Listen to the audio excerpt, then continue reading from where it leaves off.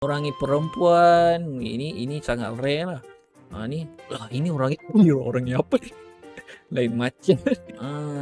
Ada sesiapa yang tercedera masa perompakan berlaku? Tidak, tak ada siapa yang cedera. Saya dan anak saya selamat saja. Tengok dia dekat belakang tu. Helikopter.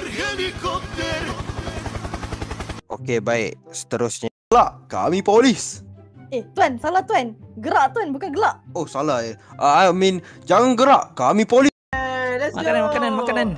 Jaman mana jaman? Mana makanan? Makanan. Aku tak ada makanan. Apa tak ada makanan?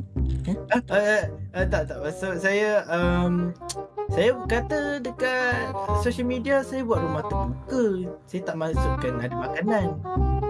Wait, what? Betul juga tu. Alah guys, ini hanya rumah yang terbuka. Tengok ni, mana ada pagar pintu pun tak ada ni. Lah.